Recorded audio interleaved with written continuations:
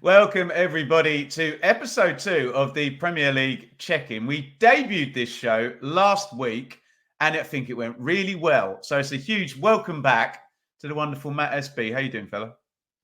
I'm very good, thank you, Ben. And looking forward to talking about the Premier League again in what was maybe a less predictable week. I mean, there's still the big teams picking up most of the points, which is understandable. But just looking at the goals, 21 last week, 32 this week. Yeah, and a lot of them in one game as well, which we'll look forward to talking about. Quick little tiny bit of housekeeping. Sam Parkin has dared to go out with his family on bank holiday. So the championship check-in will be tomorrow, which is Tuesday's recording. So we're Premier League check-in. That is likely to switch around again next week. But both mine and Matt's worlds go back to normal when September starts, and we can get you some regular appointment viewing. The results that you mentioned, Matt, were as follows this week in the Premier League. There's no Friday night game, but in the early Saturday kickoffs, Brighton 2, Man United 1. Brighton do Brighton things. Palace 0, West Ham 2. Bad start for Palace. Fulham 2, Leicester 1. We'll talk about the promoted teams later. Manchester City 4, Ipswich 1 for a couple of glorious minutes, Matt, but we'll move on from that quickly. Southampton 0, Forest 1. Spurs 4, Everton 0, which may be quite pertinent after Matt's moment last week. Aston Villa 0, the Arsenal machine 2. Bournemouth 1, Newcastle 1. VAR ahoy in that one, Matt. Get in the comments on that one, you lot. Wolves 2, Chelsea 6. Wow. Liverpool 2, Brentford 0. Arne Slot goes 2 for 2 at Liverpool. Let's get all set up, though, and find out what Matt has picked for this week's Matt's Moment.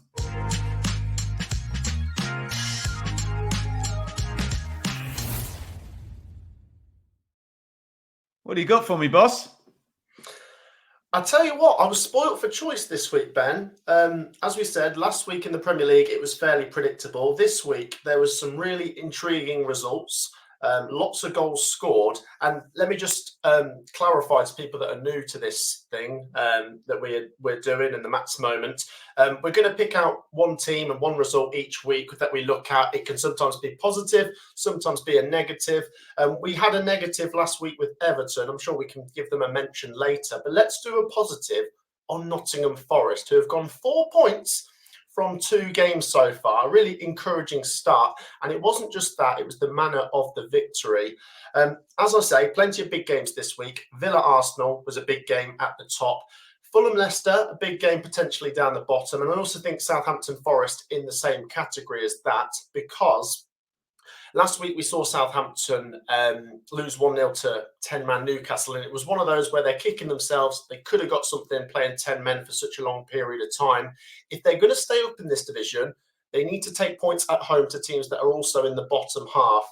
Forest last season and the season before haven't been great away from home in the Premier League. They pick up most of their points at the City ground, and it would have been a disaster for Forest to lose this game because it had just been 1 point from 2 games against Bournemouth and Southampton, and winning this game 1-0 puts them on 4 points, which is actually the best start they've had to a Premier League after 2 games since they've been back.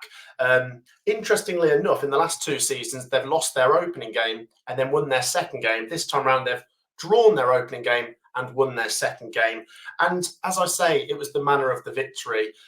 Yes, we can look at the possession here, where, as you'd expect, Southampton well on top, 65% possession, Forest 35%, but it's what you do with the ball. The XG numbers reflect that. 0.14 for Southampton, 2.45 for Nottingham Forest. The only thing I will say, as a slight negative for Forest, is it could have been more comfortable and really should have been. If they'd have walked away with a 0-0, it would have been 2 points dropped, in my opinion. Morgan Gibbs-White gets the goal. Bit of a scramble for that one, 20 minutes from the end. And I think it's a sign of things to come for Forest. It's a good win. It gets them going. And look how much attacking quality they've got there with Alanga, Wood, Awonyi coming back, Callum Hudson-Odoi. I think it's going to really start to come together and could be a good season for Forest. Totally echo what you said. We're going to talk about Ipswich, Leicester and Southampton a bit more later.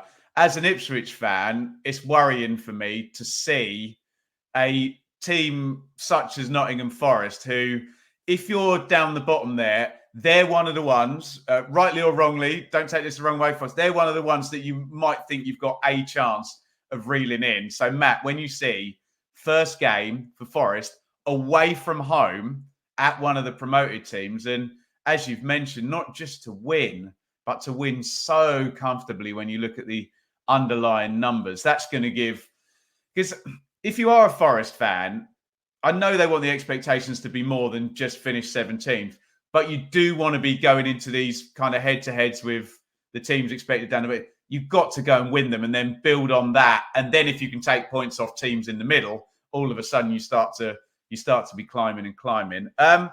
Can I throw one slight caveat in just as a debate point, because we can't just sit here and say, yeah, Forest, great. Have they had a little bit of a soft start with Bournemouth at home and Southampton away? I mean, I know they've leveraged it brilliantly and got 4 points, but can you make the argument it's going to get trickier for them? It will, yes. It's the Premier League, and like you say, if you speak about Ipswich, it doesn't get much harder than Liverpool at home and Man City away for your first two games. So yes, naturally, things will balance themselves out. Forest have got to go away to Man City. Ipswich will be playing other teams down near the bottom. Next week, Forest have got Wolves, which I do think, once again, especially after what we saw with Wolves, is a good opportunity. Nuno going back as well. Yeah, he's at the City ground actually. But yes, Nuno against his former team, and I won't give my prediction away just yet, but you'd fancy Forest to be favourites after the previous results. And yeah, speaking of Nuno, the cause for optimism for me with Forest is I was a big fan of Steve Cooper. I really did like him, but maybe on reflection, his dismissal has maybe brought Forest to a point where they can now move forwards. And this is the first summer transfer window Nuno has had. They've had lots of incomings, Jota Silva, Milenkovic, Carlos Miguel, lots of players coming through the door. And I really like the attacking lineup here. So yes, they've had a, on paper, favourable start. But I think with all the things put together, there's room for optimism, because I don't see them really getting hit with a points deduction this season. I can't say that with certainty, but I think that's... Doesn't look likely now, does it? No, I think it's the outgoings, because they sold the likes of Lacademos, Niakate, I think it was Mangala as well. So they brought in a bit of money for those players. So, yeah, you look at it, a good start can really shape your season. If they can pick up 10 points within their first 5 games, then we're thinking to ourselves, will they be involved in the battle? Because you're looking at the teams that have come up, Ipswich, Southampton, Leicester. They've got to target who are they bringing down. Is it going to be Everton, who are always there and thereabouts? Is it going to be Forest, who've been there for the last couple of seasons?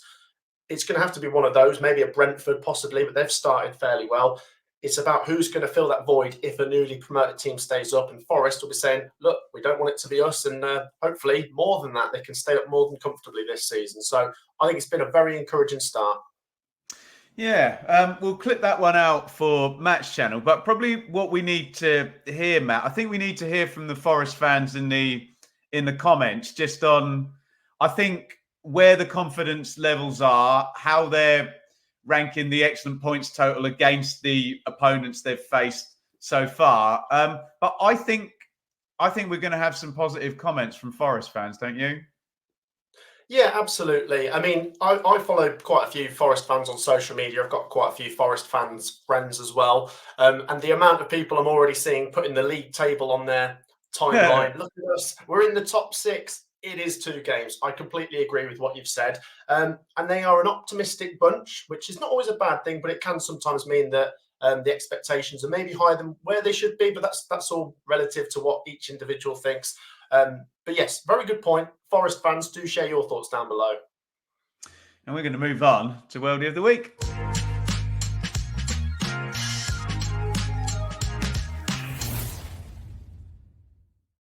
And for once, we're in complete agreement on this one. We've both gone for Yves Bissouma, his goal for Spurs against Everton. So what I'm going to do is I'm going to try and parlay it into a bit of Everton chat. But unnecessary. He hit it unnecessarily hard, didn't he? He could have stroked it into the corner there. He unleashed hell and fury far and in it. Hell of a strike by Basuma. Did any other? I quite like Cole Palmer's lob, but I thought Basuma's was the worldie this week. Matt, any other ones you want to shout out?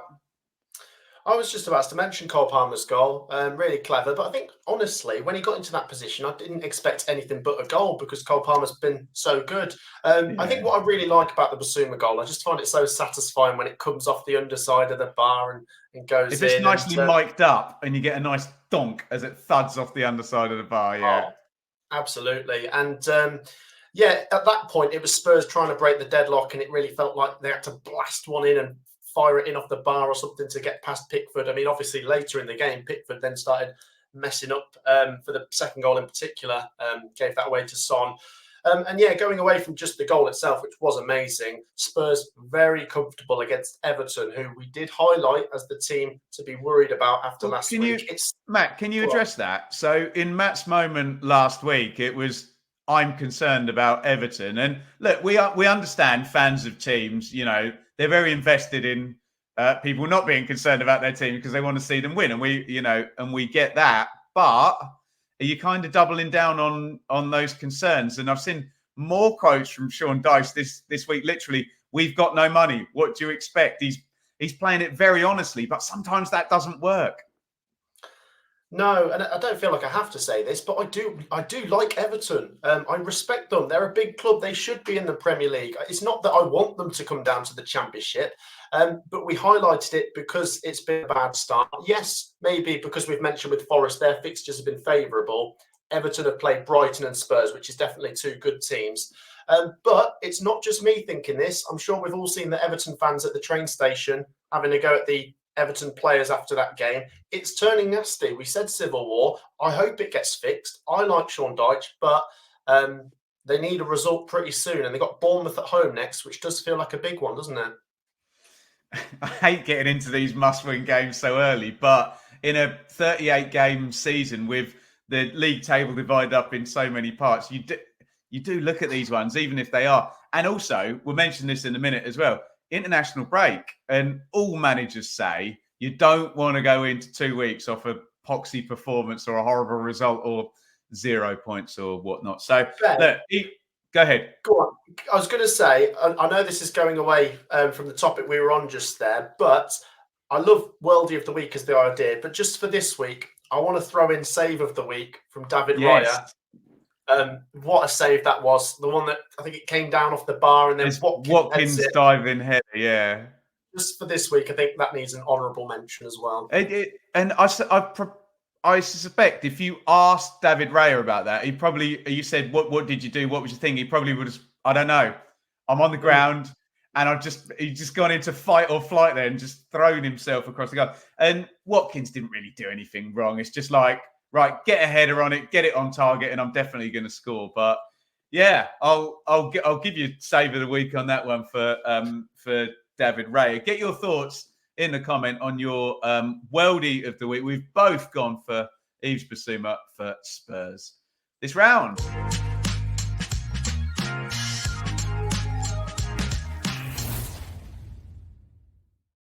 Okay, Matt, we're going to talk about the promoted teams again, which is quite natural. We've given mine and Matt's background in covering the Championship. And I've written down a question here and it says, it's a rhetorical question, so don't answer it literally.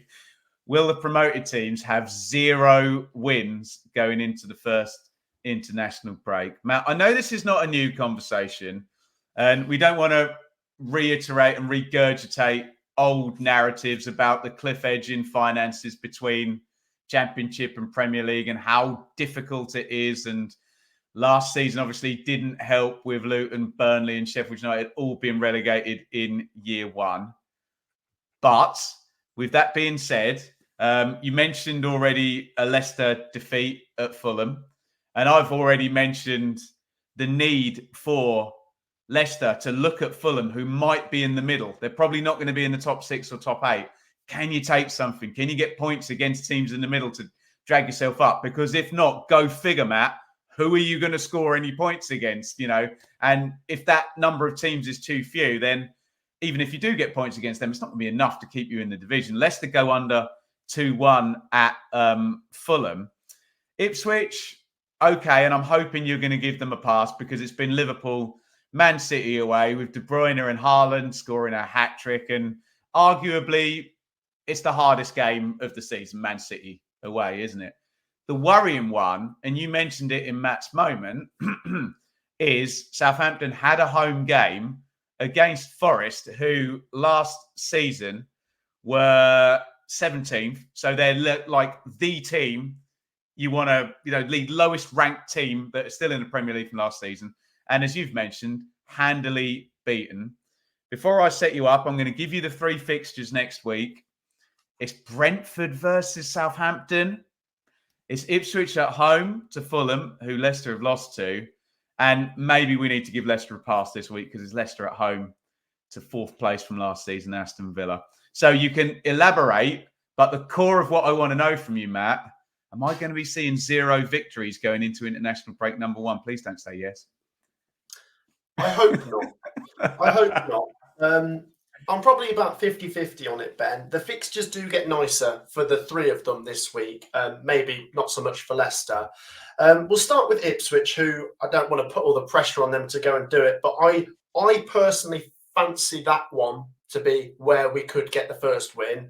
But look, the difficult thing with Ipswich is they lost 2-0 to Liverpool and 4-1 to Man City. It's so hard to read those games and try and translate them to a game against a mid-table team because it's too easy to say, oh, they're no good, or, oh, they've played top teams, we can't say just yet. The game plan will be completely different because when you go away to Man City, you're not going to play the same football you would at home to a Fulham. I think we're going to see a more adventurous Ipswich. That said, let's still give them credit for getting a goal at Man City. And more than that, could have even had a penalty. I thought they did what they could in a game which we just think is a write-off in this division for a newly promoted team. The business is still coming through for Ipswich, so will that be a case of players need to gel? Will they grow? Might be a striker in before the weekend as well, because the deal with Broja looks like it's fallen through or might still be something there. But that said, Matt, Kieran McKenna's dripping them in very slowly, the new signings. I think it might be post-international break, but sorry, continue.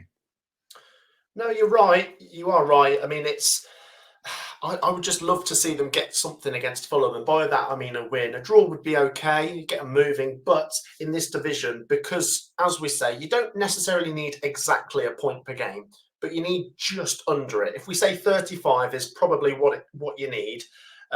They've lost to Man City and Liverpool, which you kind of expect them to. But then they need to get something at least at home to Fulham. So it's one of those where is a draw enough? Time will be the best indicator to see if it is. I would like to see Ipswich go for it, though, because we saw how good they were in the Championship, and they've brought in some of the best players from the Championship, in Jack Clark in particular, and Sammy Smodics is up and running. So fingers crossed for Ipswich. I am going to be keeping an eye on that game, and you're going to be going to that one, I believe, aren't you? And fingers crossed. I need to run that past HQ at some point this week. Have you got any hope for Southampton going to Brentford after a really disappointing couple of early losses? When you factor in the red card at Newcastle and the missed opportunity, and as you mentioned in Matt's moment, the manner of the defeat at home to, you're talking to me about 35 to stay up. That number goes up if the bottom 3 are going to be losing home games to all the supposedly mid-ranking teams. Exactly. You don't want to let those teams get away from you, and Brentford might be in that conversation. It's not impossible for Southampton. I'm not sure, though. What we haven't seen from them this season is them scoring, and I wonder if they score first, do they keep the ball? Do they keep it away from Brentford? Could they frustrate them? I'm just not sure. Brentford were good against Palace. They got a big win there. Lost 2-0 to Liverpool. It's not the end of the world, is it? With the home advantage, I do fancy Brentford. But like I say, I will say that's not impossible for Southampton. But even if they don't win and don't get a draw, you want to at least see them get a first goal before the international break.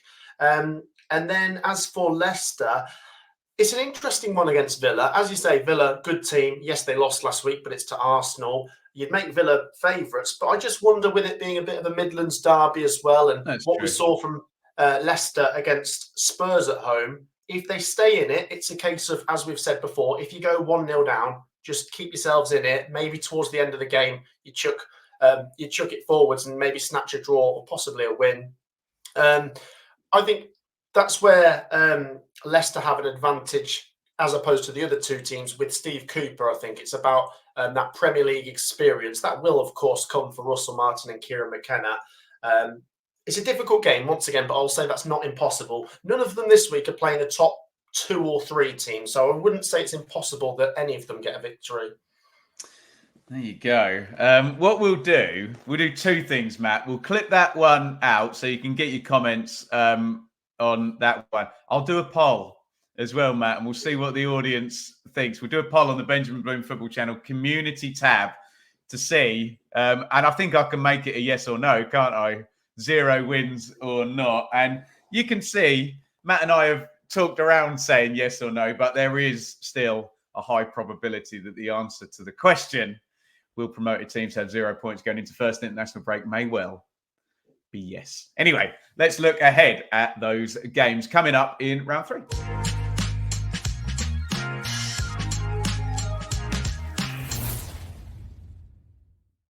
Let us know in the comments what you think your mouth-watering matchup here. And Matt will tell you what we've gone for in just a jiffy. It is Arsenal-Brighton, Brentford-Southampton, Everton-Bournemouth, Ipswich-Fulham, Leicester-Villa, Forest-Wolves, West Ham-Man City, Chelsea-Palace, Newcastle-Spurs, and Man United versus Liverpool. Come on, there's one that stands out there, Matt. I know we haven't talked much about the big boys, but what's our mouth-watering matchup? It's Manchester United versus Liverpool. It couldn't not be. I know we try and give the teams not from the top 6 as much coverage as possible, but even for us Championship fans, we'll be watching this one with some interest. Really interesting matchup when it comes to the managers. 2 Dutch managers facing off here. If I'm to give my own opinion here, I've never really been fully convinced by Ten Hag. Definitely capable of moments, and they've picked up a couple of cups along the way, but obviously not a great result last week, conceding right at the end. There is that frailty to Manchester United. And then with Liverpool, maybe still too early to judge, but they've done as good as they can from those 2 games against Ipswich and Brentford, both winning both of them, shall I say, by 2 goals, yet to concede as well. I think this will be an interesting one. I'm praying it's not a 0-0, Ben. Yeah, I like what I've seen from Slot. I know it's easy to get carried away with new managers, and I was going to say Slot presents very well, but he's a footballer. It's literally a football manager's job is to communicate with other human beings and fans and media. But I very much like what I've seen from him. I like his self-assuredness, and I just find it a little bit weird. I'm older than you, Matt, and I remember when this one was nailed on every time. You know, if Alex Ferguson had anything to do with it, it was nailed on a Man United win. But obviously, Jurgen Klopp has kind of turned that on its head, and you almost go into every single one of these thinking that Liverpool are going to win. But Old Trafford is a mystical, magical place, isn't it? And we have seen Manchester United pull out wins in these ones. But I know you're going to do the predictions with Sophie later in the week. You've got to make Liverpool favourite, though, haven't you? I do, absolutely. And it's, very good that you pointed that out with how this fixture has been perceived over the years and how that might have changed. I mean, obviously, Sir Alex Ferguson was there, obviously, when I was growing up, and Manchester United was just this powerhouse. Never really been able to recapture that. That problem seems to be deep-rooted as far as I'm concerned. I'm not putting all of that on Ten Hag. Liverpool, of course, brilliant under Jurgen Klopp, and we've seen them win this fixture 7-0, 5-0 away from home as well. And they come into this as favourites. But as you said, with it being at Old Trafford, you do sense Manchester United will be up for it. I'm caught between 2 minds here, between it being a close game or Liverpool could run away with it. I don't see Manchester United running away with it, is what I'm coming to here. So I wouldn't be surprised if Man United put in a really steely performance and good on the transitions and counters and snatch it 2-1 or just get a draw out of this. But at the same time, Liverpool haven't conceded yet this season, and they've got to be up for it as well. I mean, maybe Slot doesn't necessarily fully understand the magnitude of the fixture from the manager's perspective yet. I know he's going to be aware of what big game this is, but Jurgen Klopp really sort of soaked it all in when he was there, and they always tend to do very well, especially at Anfield. I just think with it being at Old Trafford, wouldn't be surprised if Man United do turn up, but I do have more faith in Liverpool. And that is our predictable and very necessary mouthwatering matchup this week. Guys, we want to, I'm sure Matt will echo my thoughts in his sign-off. I want to say a big thank you for all the support. It's very easy on YouTube to just trot out the same thing every time. And I know both Matt and I have wanted to do some Premier League stuff, and maybe that annoys some of our audience, and we apologise if that's the case, and the Championship stuff will keep coming and you can just watch that, and there is no obligation whatsoever to watch this. But we would like to think that we can, especially with Ipswich being up there and the work Matt's done covering the likes of Nottingham Forest and Brentford, same with myself. So we really appreciate all the lovely comments that we had last week. This show is going to continue each and every week, so we hope to build the audience, and we really, really appreciate your support. And if it takes you just 1 second, just hit the thumbs up button and give your opinion, give your views in the comments on anything we've said. And with that being said, the other thing you need to do is head over to Matt's channel. And what can people find over there, Matt? Well, I always try to say, similar content to yourself. I think we do focus predominantly on the Championship. I've said before, Ben is a massive inspiration for my channel. Premier League as well. Obviously, we're doing our League One predictions together, which are going down a treat. So please do get involved with all of that. Just English football in every way, shape and form. Vlogs, live streams, predictions, roundups. We've got the whole works on both of our channels. So do support both of us and what we're doing. And as much as, like you said, I mean, we both really love the Championship. That's where our channels are based. But at the end of the day, when you're jostling for promotion, it's because you want to get to this league, the Premier League. Now, I know some people have some issues with the Premier League, whether it's the top 6 or VAR, but it is still a fantastic league, and especially down the bottom as well when the relegation battle kicks in. So we will be here every week of this season, and do make sure to get involved. Brilliant stuff. And just last bit of housekeeping, we're likely to be back on Tuesday next week. And if you're waiting for the Championship Check-In podcast with Sam, it's going to be tomorrow, and then the world gets back to normal. Matt, thank you so much. Matt will be back next week. Again, check out the League One predictions and all. If you want more Premier League stuff, check out Matt's Premier League predictions as well. And we'll see you all next week.